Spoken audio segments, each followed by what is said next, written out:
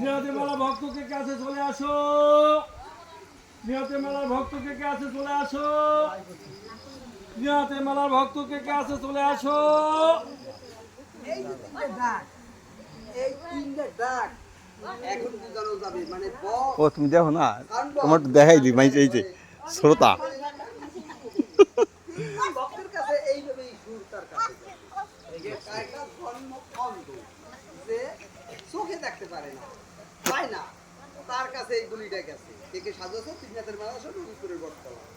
আর কাছে কার কাছে পচা কলাতে হোক কম বুঝে চলতে পারে না, কলা কাছে ডোমের মতো চেহারা। আর মাই তাদের সেবা যত্ন করে, মাই তাদের সেবা যত্ন করে।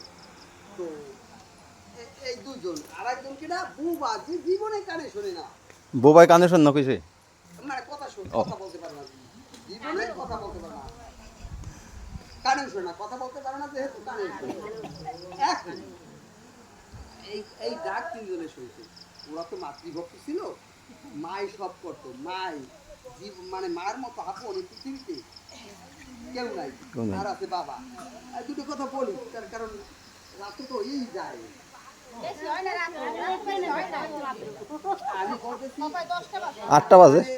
মা মাঝে মা বাবার সেবা যত্ন করে গোবিন্দ বিশেষ শ্রোতা।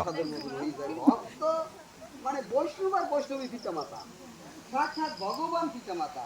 ওই যে একটা গানে গাইতেছে না, যদি স্বার্থ ছাড়া বন্ধু বান্ধব কাছে আসে না, বিনা স্বার্থে এই দিনে কেউ তো ভালোবাসে না, স্বার্থ ছাড়া ভালোবাসে শুধু আমার মা। কাদার খড়কুটা দিয়ে মাটির মূর্তি করে, লক্ষ টাকা মূল্যের মূর্তি ক্যারি করে। মায় আমার সুন্দর দেখে ঘরে কোনো মূল্য নিল না, স্বার্থ ছাড়া ভালোবাসে শুধু আমার মা। পৌত্রটুক কয়েক বছর খেলে পরে হিসেবটা টাকা, প্রতি শিশুর পিছনে খরচ কয়েক লক্ষ টাকা। মায়া মায় তার বুকের সুন্দর খাওয়ালো মূল্য নিল না, স্বার্থ ছাড়া ভালোবাসে শুধু আমার মা। সুরে সুরে গাইলে ভালো লাগলো। মুক্তি কেমন হয় আর মায়ের জীবনকারে তাদের মঙ্গল কেমন হয়, স্বার্থ ছাড়া ভালোবাসে শুধু আমার মা। তোরা তোরা মাটির মায়ের পূজা করে মিঠাস মনের বাসনা, বাবা ঢাকা গেছে। এই আছে জ্যান্ত মূর্তি তাই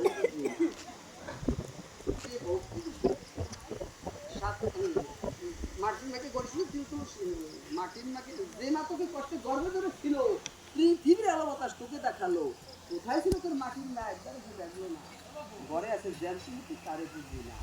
মাটির মাকে করিস পূজা তুলসী ফুল, নকল কাজে সকল দিলি আসল কাজে ভুল। মাটির মাকে সন্দেশ না, আর এই জ্যান্ত মাঝে খেতে পায় না, ঘরে আছে জ্যান্ত মূর্তি তারে ভক্তি পুষ্পের বিশেষ পূজা এই জ্যান্ত মায়েরই পায়, সে বর্ত পূজা সকল মায়ের না হয়।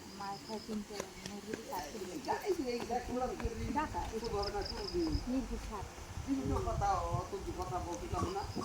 যাই হোক, এদিকে যখন মাতৃভক্ত ওই কথা বলা বসেছে, সে বলতেছে ও মা মাগো তোমার তো কতই বিরক্ত করছি না, আমার এই শেষবারের মতো আমার একটু পটটা ধরাই দাও। কি সুমধুর কণ্ঠে একটা ডাক আসছে, কি কে সাধু আছো শ্রীনাথের মেলায় আসো, আমি এই মেলায় যাবো মা। তখন মায়ের কল কি আজকে বলে করিয়া